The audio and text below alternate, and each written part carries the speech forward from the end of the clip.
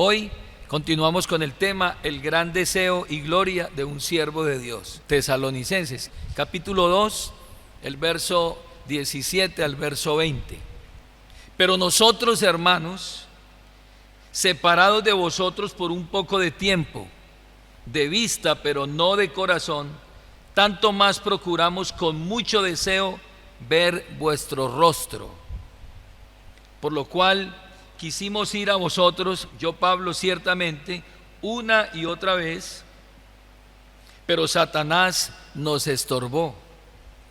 Porque ¿cuál es nuestra esperanza y gozo y corona de que me gloríe?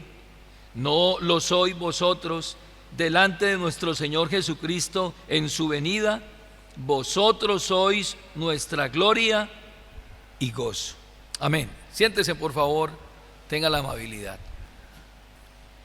El gran deseo y la gloria de un siervo que sirve a Dios. ¿Cuál debe ser? ¿Cuál era en el caso de Pablo?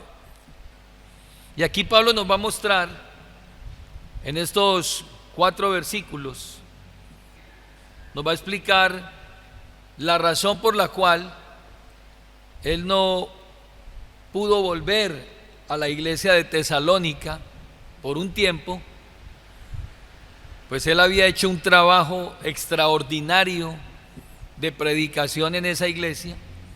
Todo ya lo hemos mirado allí en el libro de los Hechos. Y en algún momento tuvieron que salir apresuradamente por causa de la persecución. Y vamos a mirar 2 puntos en esta noche. El primero, en el verso 17 al verso 18, vamos a mirar el gran deseo y preocupación del siervo de Dios. Y en el verso 19 y verso 20 vamos a mirar el gran deseo y motivación del siervo de Dios. En primera instancia, miremos el gran deseo y preocupación del siervo de Dios. Verso 17 y 18. Pero nosotros, hablando de los apóstoles y los agregados apostólicos, en este caso Timoteo y Silas, dice: separados de vosotros por un poco de tiempo, de vista pero no de corazón, tanto más procuramos con mucho deseo ver vuestro rostro. Noten que aquí hay 2 grupos de personas. Pablo está diciendo nosotros, se está incluyendo y está incluyendo a otros colaboradores que ya habían hecho un trabajo de evangelización, de discipulado, de edificación en esa iglesia. Y cuando dice y vosotros, se está refiriendo a los creyentes de la iglesia de Tesalónica. Y les dice algo, que en este momento, cuando se escribe la carta, estaban separados de ellos. Pero Pablo con gran esperanza dice: hermanos, pero vamos a estar separados de ustedes no por largo tiempo, vamos a estar separados de ustedes por un poco de tiempo. Es decir, él tenía la confianza de que Dios le iba a permitir volver allí, le iba a permitir volver a tener contacto con ellos. Por eso en esperanza él dice: por un poco de tiempo solamente. Y agrega: hermanos, ahora no estamos cerca de ustedes y no los estamos viendo con nuestros ojos corporales, con nuestros ojos materiales, físicos, pero nosotros estamos unidos a ustedes con nuestro corazón, con nuestro espíritu, con nuestro pensamiento, y estamos procurando y tenemos, y aquí muestra él cuál es la pasión que él tiene, nuestro deseo de verlos a ustedes en algún momento. Y reitera cómo repetidas veces ha querido ir a ellos, buscar la forma de volver a ellos, pero dice que un adversario llamado Satanás se le ha opuesto. Entonces Pablo primero pone en claro que hay una separación, pero que esa separación solo era física y era temporal, esa separación, pero estaban unidos por los lazos del Espíritu con los creyentes de Tesalónica y con otros. Pero su corazón estaba con ellos, aunque no veía su rostro, estaban fuera de su vista física, de su alcance, pero no de su memoria, no de sus pensamientos, no de sus oraciones que estaba haciendo constantemente por ellos. Ese poder de la oración los estaba acercando a ellos y los mantenía conectados, una comunicación espiritual. Entonces se sentían solos por la ausencia temporal de Pablo, y esa palabra separados era mostrando esa lejanía de ellos, pues Pablo les había tratado a ellos primero en los versículos anteriores, cuando habla acerca de ellos en el versículo 7 de ese mismo capítulo 2 de Tesalonicenses. Dice que los había tratado como la nodriza. Verso 7: antes fuimos tiernos entre vosotros como la nodriza que cuida con ternura a sus propios hijos. Y en el verso 11 de ese mismo capítulo dice: así como también sabéis de qué modo, como el Padre a sus hijos, exhortábamos y consolábamos a cada uno de vosotros. Entonces, ¿cómo se podían sentir los tesalonicenses con la ausencia de Pablo? Si antes les había dicho que él había sido como una nodriza, como una mamá para ellos, y luego les dice que había sido como un padre para ellos. Había cierto sentimiento de orfandad allí por parte de esos creyentes. Separado de vosotros. Pablo fue separado por la fuerza, obligatoriamente, no por su propio deseo, de sus hijos espirituales, a quienes él había engendrado en el Señor. Lea conmigo Hechos 17:5, cuando Pablo muestra aquí su obra en el Señor. Dice: entonces los judíos que no creían, teniendo celos, tomaron consigo a algunos ociosos, hombres malos, y juntando una turba, alborotaron la ciudad, y asaltando la casa de Jasón procuraban sacarlos al pueblo. Pero no hallándoles, trajeron a Jasón y a algunos hermanos ante las autoridades de la ciudad, gritando: estos que trastornan el mundo entero también han venido acá, a los cuales Jasón ha recibido, y todos estos contravienen los decretos de César, diciendo que hay otro rey, Jesús, y por esa causa los expulsaron. Así de que salen por la fuerza de esa ciudad. Pero si usted nota, hermano, en el versículo 18, Pablo ahora les va a decir a ellos que él tiene un deseo profundo, y lo repite varias veces. Dice en el versículo 17, en la última parte: tanto más procuramos con mucho deseo ver vuestro rostro. Tenía un deseo en el corazón. Y en el verso 18 dice que quisimos ir a vosotros. Es decir, Pablo tenía en su corazón ese profundo deseo de estar con ellos de nuevo. Pero en el verso 18 dice: pero Satanás nos estorbó. Y aquí quiero que tengamos en cuenta algo. Y es que, hermanos, cada vez que nosotros nos proponemos hacer la obra de Dios, y cuando la obra de Dios está avanzando y teniendo éxito, inmediatamente el enemigo se levanta. O en algún momento la iglesia está avanzando triunfante, siempre hay que esperar que ese enemigo busque estorbar la obra de Dios cuando Dios está haciendo algo extraordinario en un lugar.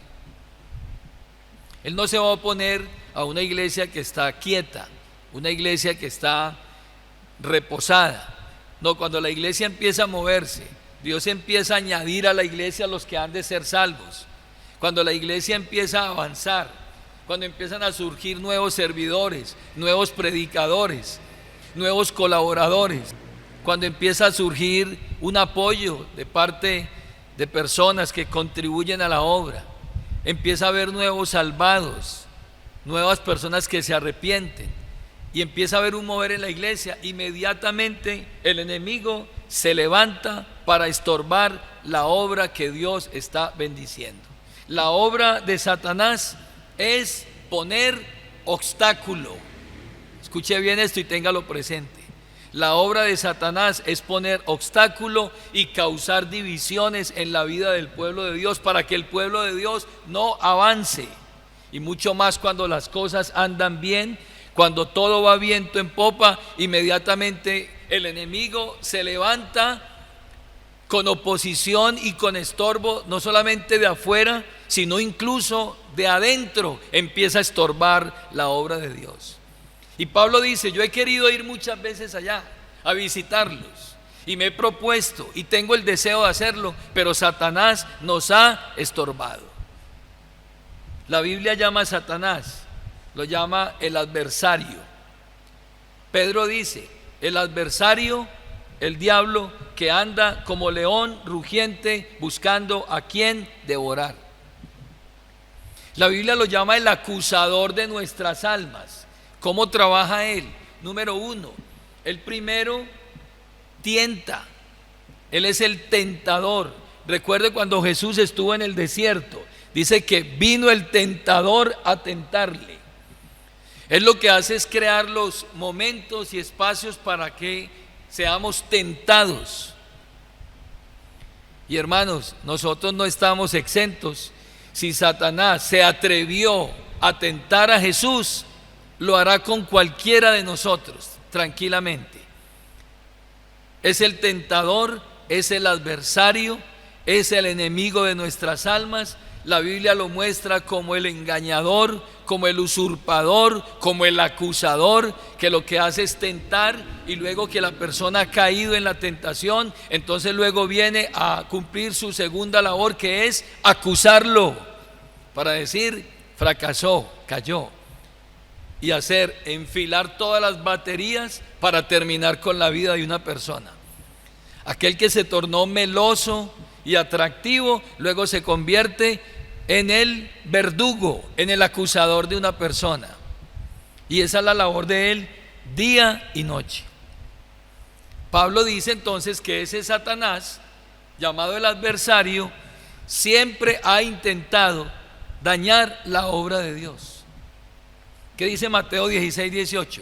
Las puertas del Hades no prevalecerán contra la iglesia. Desde el momento en que Jesús fundó la iglesia, dijo que iba a haber ¿qué? Oposición. Satanás hizo presencia en la iglesia, en la primera iglesia de Jerusalén. Váyase a Hechos 5:1. Lea conmigo. Pero cierto hombre llamado Ananías, con Safira su mujer, vendió una heredad, sustrajo del precio, sabiéndolo también su mujer, y trayendo solo una parte, la puso a los pies de los apóstoles. Estaban prometiendo una ofrenda y resulta que sustrajeron de esa ofrenda, y para mostrarse muy dadivosos ante la congregación, estaban engañando a la iglesia.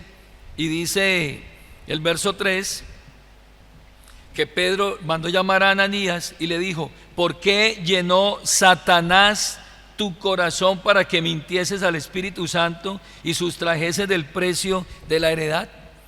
Note usted que hay una iglesia en donde los líderes son los apóstoles, pero ya desde el principio, desde la iglesia primitiva, ya Satanás estaba influenciando a muchas personas. Estas personas de esa congregación cayeron en la tentación y finalmente vino una reprensión de parte de Dios porque ellos habían mentido al Espíritu Santo.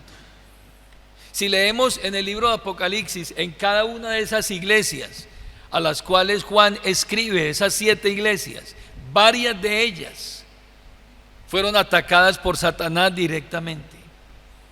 En la iglesia de Esmirna, capítulo 12, el verso 9 y 10 de Apocalipsis, ahí hay presencia de Satanás en esa iglesia, haciendo daño. En la iglesia de Pérgamo, capítulo 2, el verso 13 de Apocalipsis, Satanás también está influenciando y haciendo daño a esa iglesia. En la iglesia de Tiatira, Apocalipsis capítulo 2, el versículo 24, también hay influencia, una influencia directa o indirecta, externa o interna de Satanás, en algunos falsos maestros que se infiltraron, o en la ciudad donde vivían, había ataques de parte de Satanás a esas iglesias. Note usted en el capítulo 3, lea conmigo de Apocalipsis, nos muestra la escritura cómo Satanás atacó la iglesia de Filadelfia. Capítulo 3, el verso 9. Lea del verso 7. Escriba al ángel de la iglesia en Filadelfia: esto dice el santo, el verdadero, el que tiene la llave de David, el que abre y ninguno cierra, y cierra y ninguno abre. Yo conozco tus obras. He aquí he puesto delante de ti una puerta abierta, la cual nadie puede cerrar, porque aunque tienes poca fuerza, has guardado mi palabra y no has negado mi nombre. Una iglesia fiel a Dios, una iglesia firme, una iglesia que se mantuvo. Pero mire lo que dice el verso 9: he aquí yo entrego de la sinagoga de Satanás a los que dicen ser judíos y no lo son, sino mienten. He aquí yo haré que vengan y se postren a tus pies y reconozcan que yo te he amado. Y dice la Biblia en el verso 10: por cuanto has guardado la palabra de mi paciencia, yo también te guardaré de la prueba que ha de venir sobre el mundo entero. En otro pasaje dice que Satanás llevaría a la cárcel a muchos de ellos, pero que ellos se mantendrían firmes por el poder de Dios. Entonces Pablo está diciendo: no se confíen, porque esta obra tiene enemigos. Esta obra le ha declarado la guerra al reino de las tinieblas. Y cada vez que la obra avanza, las tinieblas están retrocediendo y el enemigo no va a ceder fácilmente, pero Dios siempre, siempre va a tener el triunfo sobre Satanás. Porque la Biblia dice que más poderoso es el que está con nosotros que el que está en el mundo. Siempre Dios triunfa sobre la oposición de Satanás. En este caso, que Pablo cita a los tesalonicenses, en este caso, la imposibilidad de Pablo, el obstáculo y el estorbo que tuvo Pablo, y oído a esto importante, el estorbo que tuvo Pablo para ir hasta donde ellos, permitió que Pablo escribiera la carta que hoy tenemos nosotros en nuestra mano y que sigue siendo de edificación para nuestras vidas. En otras palabras, Dios convirtió el ataque de Satanás, el estorbo de Satanás, la adversidad de Satanás, para que Pablo se viera imposibilitado para ir a los tesalonicenses, escribiera una carta que hoy, después de muchos años, casi 2000 años, sigue latente, sigue vigente y sigue siendo para nosotros de mucha bendición y de mucha edificación. Si Pablo hubiera ido a los tesalonicenses, no habría tenido necesidad de escribir la carta y hoy no tendríamos esa carta aquí que nos es útil a nosotros para edificación también y para consejo de Dios. Y aquí entonces mostramos claramente, y es una voz de alerta para nosotros, porque hermanos, nosotros también hacemos parte de la iglesia de Dios, nosotros también estamos haciendo la obra de Dios. Y a veces nos sorprendemos del ataque de enemigo, de pronto de la oposición que hay, del estorbo a veces que hay para que la obra avance. Y uno dice, es tal persona o es tal otra persona o es esta situación o aquella situación, pero no son las personas. Es que hay una oposición. Pablo dice: nuestra lucha no es contra carne ni sangre, sino contra principados, potestades, gobernadores de las tinieblas de este siglo, contra huestes espirituales de maldad en las regiones celestes. Es decir, quien se coloque en la brecha para hacer la obra de Dios, espere que va a venir el estorbo, la oposición, la adversidad. Y hay que ser conscientes de eso. Pablo también dice: no ignoramos sus maquinaciones. Sabemos que va a venir oposición, pero también sabemos que nosotros estamos en las manos de Dios y que a los que aman a Dios, todas las cosas le ayudan a bien. Esto es, a los que conforme a su propósito, al propósito de Dios, han sido llamados. El segundo elemento que vemos aquí, el gran deseo y la gran motivación del siervo de Dios para ir donde ellos. Verso 19: porque ¿cuál es nuestra esperanza, o gozo, o corona de que me gloríe? ¿No lo sois vosotros delante de nuestro Señor Jesucristo en su venida? Vosotros sois nuestra gloria y gozo. Ahora encontramos un gozo, una esperanza, un deseo profundo en Pablo, y él ahora está diciendo, les está preguntando a ellos para animarlos. A través de una pregunta les dice esto: ¿cuál es nuestra esperanza, hermanos? ¿Cuál es nuestro gozo? ¿Cuál es nuestra corona? ¿Cuál es nuestro orgullo? ¿Cuál es nuestro deseo como siervos de Dios? ¿Acaso no son ustedes? A veces hay iglesias que están movidas por cosas que no corresponden a lo que dice la palabra. El gozo, la esperanza, la satisfacción, la gloria de muchos ministerios hoy son de pronto tener un edificio muy grande, muy espléndido, o de pronto tener, no sé, tantas cosas materiales, y quitan la visión, quitan la mirada de lo que realmente es importante para Dios y por lo cual el Hijo de Dios vino a buscar y a salvar lo que se había perdido, que son ¿qué? Las personas, los creyentes. Y entonces Pablo la tenía clara. Él dijo: lo más importante para mí, lo más valioso para mí, la esperanza de mi trabajo, el gozo de mi trabajo, la corona y la gloria mía son ustedes, las personas. Muchos han perdido esa visión por el dinero, por el deseo a lo material, por la fama, el reconocimiento, la influencia, pero han perdido la visión y no reconocen que la obra más grande que se puede hacer y lo más valioso son la iglesia, o es la iglesia. Entonces, la gloria de un maestro, ¿acaso no son los estudiantes? ¿Acaso no son los alumnos? La gloria de un maestro no es poder presentar unos alumnos sapientes, destacados. La gloria de un padre, ¿acaso no son los hijos? Ver cómo sus hijos prosperan y salen adelante. De igual manera, la gloria de un pastor, la gloria de un cristiano deben ser ¿qué? Sus discípulos, las personas que él está formando, los creyentes que están viniendo, la gente que está madurando en el Señor. Y Pablo está diciendo: la gloria mía, el gozo mío, la esperanza mía son los creyentes, la iglesia del Señor. Ahora, ¿por qué Pablo está deseoso, interesado de volver a ellos para verlos? Por varias razones. Número uno, porque eran sus hijos espirituales. Hermano, es que cuando usted ha trabajado en el Señor, ha predicado, ha evangelizado, ha hecho la tarea, y usted sabe cuánto cuesta el trabajo para que una persona llegue a Cristo, lo reconozca, entienda, empiece a caminar. Hay ataques de afuera, de adentro, para que ese creyente no camine. ¿Cuánto cuesta que un creyente camine? ¿Cuánto cuesta?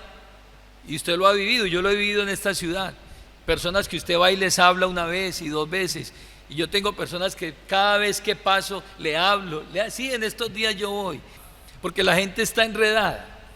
Pero finalmente, de tanto hablarle y hablarle, el mensaje produce el efecto. Y allí se produce un hijo de Dios.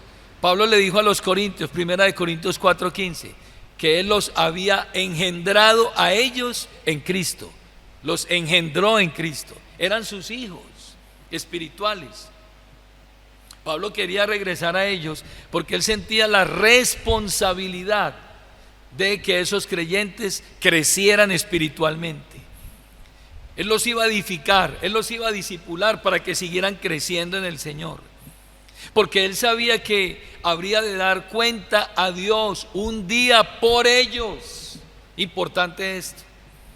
Pablo sabía: son mis hijos espirituales, Yo debo atenderlos, debo edificarlos para que ellos crezcan espiritualmente. Pero un día yo voy a dar cuenta por esta gente. Y si hoy tuviéramos la conciencia de que un día tendremos que dar cuenta a Dios por cada obra que hacemos en la viña del Señor. Lea conmigo Hebreos capítulo 13, el verso 17.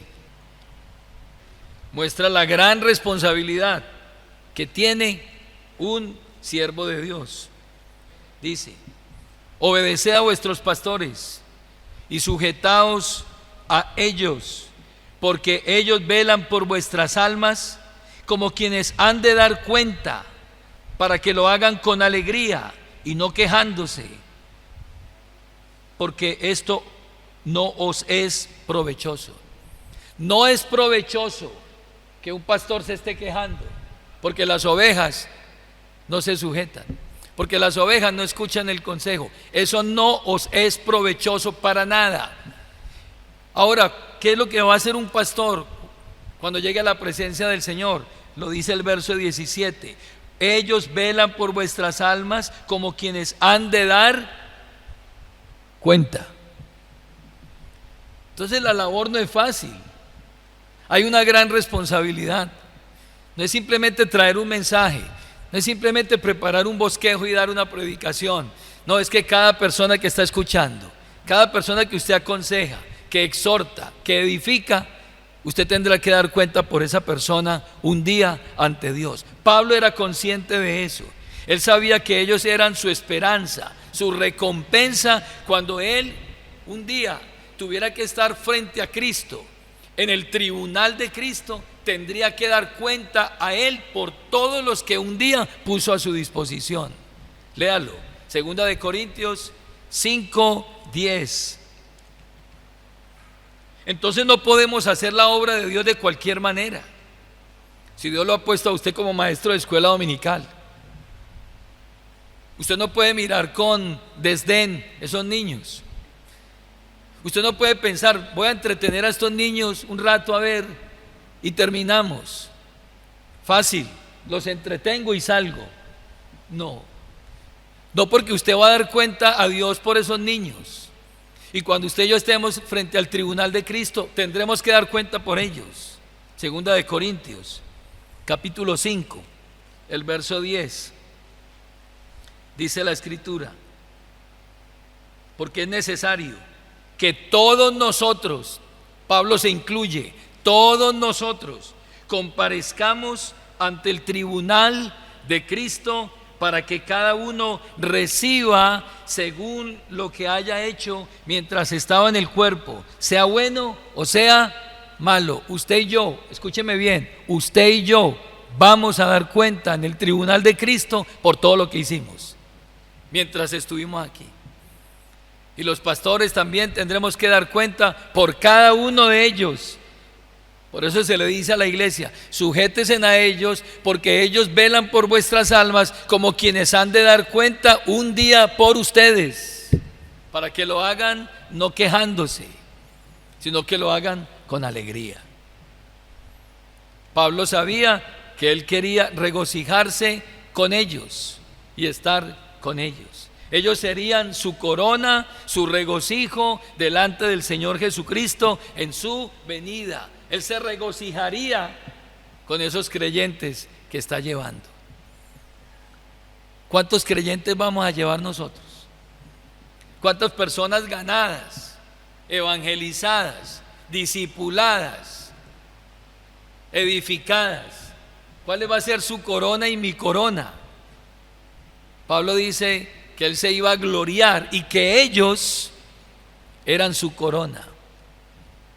En la Biblia, la vida eterna se compara a una corona. Y rápidamente la Biblia habla de la corona incorruptible de gloria. 1 Corintios 9:25. Habla de la corona de justicia. 2 Timoteo 4:8. Habla de la corona incorruptible de gloria. 1 Pedro 5:4. Y habla de la corona de vida. Santiago capítulo 1, el versículo 12. Hermano, la obra en el Señor no es en vano. Y si le hemos trabajado a Él, de Él recibiremos la recompensa si no desmayamos. La corona de regocijo inefable cuando estemos viendo el fruto del trabajo, por la gracia de Dios. Finalmente, en el verso 20, Pablo dice: ¿no lo sois vosotros delante de nuestro Señor Jesucristo en su venida? ¿Sabe que Pablo vivía a la luz de la venida de Cristo?